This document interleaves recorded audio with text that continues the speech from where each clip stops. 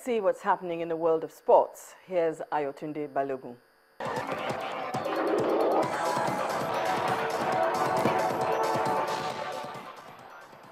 Well, many thanks, Bimbo. Let's head to the camp of the national under-23 team, where head coach Samson Siasia has given all invited home-based members of the Flying Eagles team that featured at the Under-20 World Cup to report to the team's camp on Friday of this week or forget about the invitation. The home-based lads, Musa Mohammed, Godwin Xavier, Taiwo Awoni and goalkeeper Dele Alampasu were expected to report to the camp by Monday, but Coach Siasia says none of the players are in camp. Now, the coach played down reports that he has called up Norway-based defender Shola Akinyemi to the Dream Team. However, Sharks FC defender Chima Akers and his Warri Wolves counterpart Semiu Liadi alongside the overseas-based Umar Aminu, Shehu Abdullahi and Ikechukwu Okorie have all reported to camp, cutting short their break. Italian tactician Fabio Capello has survived a meeting of the Russian Football Union's executive committee amid widespread speculation that he was about to be fired as Russia coach.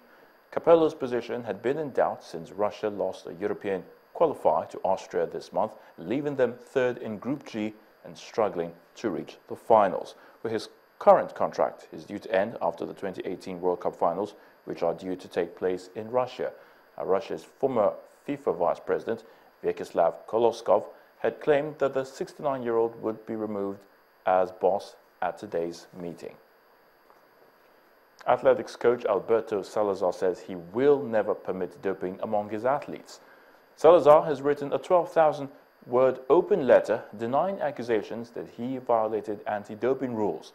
The 56-year-old believes athletes should race cleanly. There are claims that in 2012 he was involved in doping a U.S. record holder Galen Rupp, who is the training partner of Britain's Mo Farah. And world number one and defending champion Novak Djokovic has been confirmed as the number one seed for Wimbledon ahead of seven-time champion Roger Federer. Britain's Andy Murray is seeded third as he bids to regain the title he won in 2013. His seeding means he could face either Djokovic or Federer in the semi-finals should he progress. Two-time champion Rafa Nadal is down to 10th seed, meaning he could face one of the leading contenders in the last 16.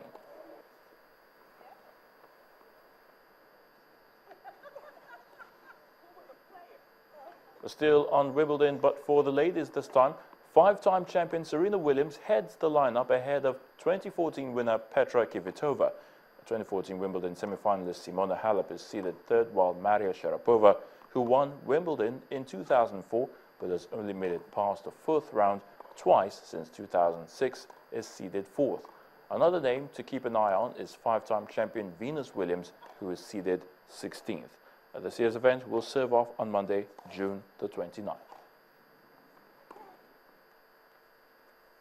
Well, that's a wrap on sports news. Bimbo will be back with the rest of the news at 10.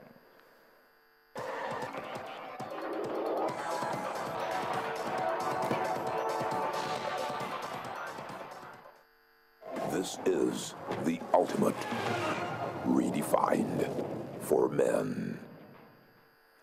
On the foreign scene, nearly 2 weeks since President Omar al-Bashir of Sudan left South Africa after attending an AU summit, a South African court has ruled that he did not have immunity from arrest. Here's Cynthia Are with more details. Well, thank you. The court had invited the public prosecutor to investigate if the government had broken the law by letting Mr. Bashir leave. President Bashir faced the possibility of arrest due to an International Criminal Court warrant on genocide charges, but he flew out of South Africa before the court ruled on whether the warrant should be carried out. Then there's a new sexual abuse allegation which has been leveled against United Nations peacekeepers. They've been accused of abusing street children in the Central African Republic capital of Bangui. As a result, an investigation has been launched by the country to fish out troops who might have played any role in the abuse. Also today, France has summoned the U.S. envoy in Paris over claims that the U.S. spied on President Francois Hollande and his two predecessors. Mr. Hollande called an emergency meeting and said France would not tolerate acts that threaten its security.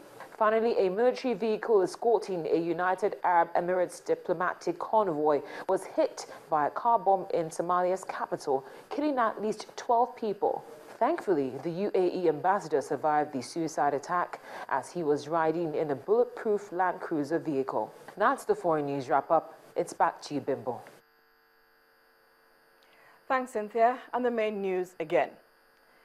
The crisis in the National Assembly has continued to deepen over appointments of principal officers. More APC caucuses have rejected the party's position on the issue.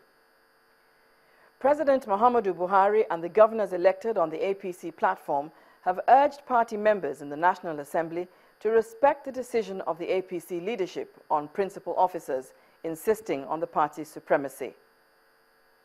And a South African court has ruled that Sudanese President Omar al-Bashir had no immunity from arrest almost 2 weeks after he left the country.